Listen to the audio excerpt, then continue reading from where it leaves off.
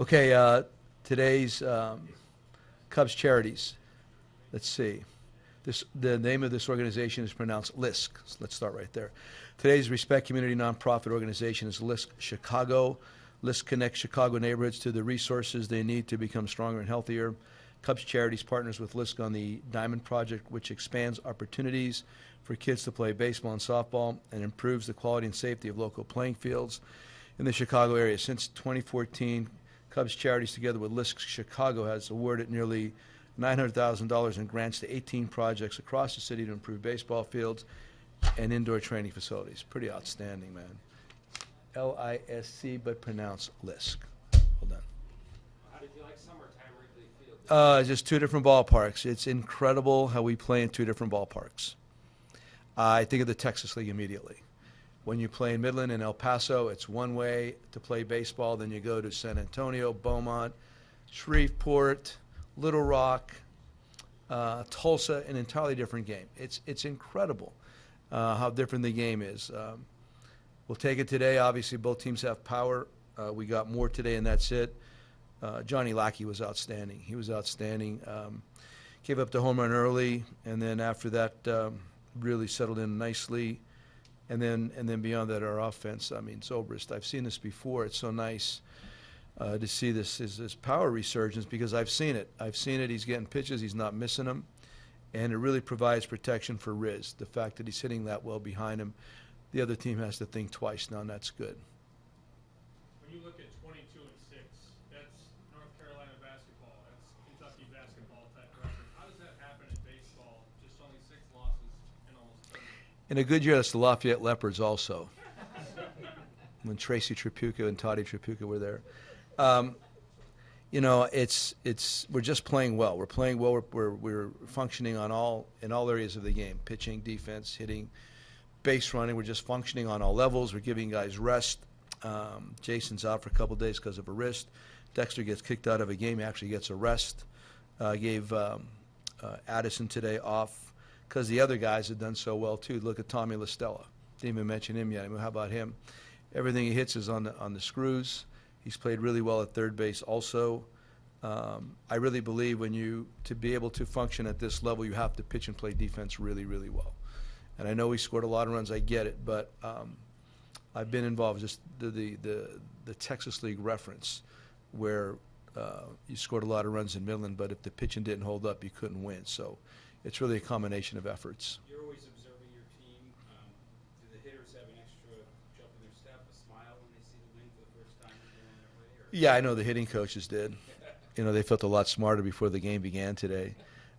Really, you feel so differently. I mean, when the wind's blowing in, I mean, we've hit so many balls well this year that have been outs that today were not. It's just the way it plays. Like last night, like I said, the wind was blowing straight down at the end of the game when Zoe hits his ball out. It's just with the way it is. It's the same for both sides. It can be frustrating to hitters if they're really squaring it up and not getting rewarded. However, give our guys a lot of credit because nobody comes back. They'll come back and complain a little bit once in a while, but they'll do that down in the tunnel where nobody can see it. So when your team is on this kind of roll, what can you as a manager do to keep it going? What's your role? Stay out of the way. I mean, literally stay out of the way. I just try to, throw out the best lineup every day based on rest and matchups. Today, the bullpen, we did not have Woodstrop and weren't available today. So that's something you have to manage in advance of the game. And we did today, so going into tomorrow's game, these guys not picking up their arm really makes our bullpen a lot better tomorrow.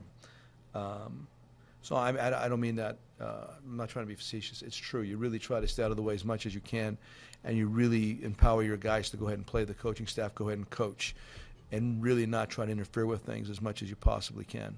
Joe, incredible atmosphere Friday afternoon, full house all day. Yeah. You talked glowingly about it numerous times. Do you notice that the new guys coming in here for the first time, they notice it, they talk about it? Oh, yeah, absolutely.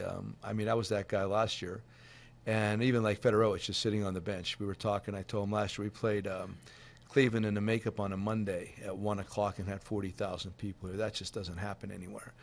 Oh, yeah, I mean, our fans to come here every day and play and to feed off of this fan base playing in this ballpark, for the group that's never done it before, it's very exciting. Joe, the weather is one thing, but to put up that kind of offensive showing against the type of pitcher Yeah. It's got to be really boost the confidence. Yeah, it was. It is. We had good at-bats again. What do you have, 90? He probably had 100 pitches or close to it after 5, right? So I think it was very close. I think it was high 96. I think Baez was his last out. So you could get a guy that good to throw that many pitches. That's what I've been talking about. We do have command of our strike zone right now, and that's a huge part of our success. Today, last couple of days, we've hitting the ball. We hit the ball today, but like I said before, it's been more about timely hitting and grinding on other pitching staffs. Today, we just flat out hit the ball. What did you see from Zobrist and those 2 home runs? Usually the first one looked like he had to reach out. I saw the replays without getting too technical. I mean, he's just staying. Watch the replays. How his head's staying really, really still. He's just very still with his head, and he's not jumpy by any means. He's in a really strong position to hit, but for the most part, I really love the way his head's staying absolutely still. Are you surprised at all that he's in this? I know you talked a lot about him yesterday. Are you surprised that he's in this zone that he's in right now?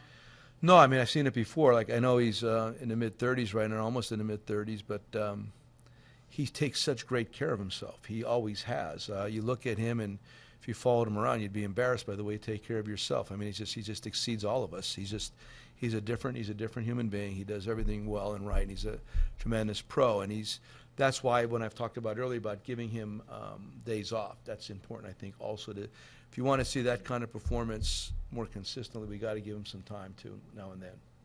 So there was a time after 2003 where the expectations and pressure on the Cubs seemed to inhibit newcomers, whether be they veterans or young players. Why is, from Zobrist to all your young guys, why is this group seem to be so much different with the expectations even higher? I wasn't here in 2003, so I don't know what the feeling was like. I could just tell you what the feeling's like now. For me, it's as you should be. I talked about feel before the game. What you're seeing now among our guys is pretty much, I reference myself for a second, what I felt with good locker rooms for many years. So regardless of, again, external forces, they really don't matter. At the end of the day, they should not matter. It's what you believe from within the circle that should matter. And I think we support each other so well.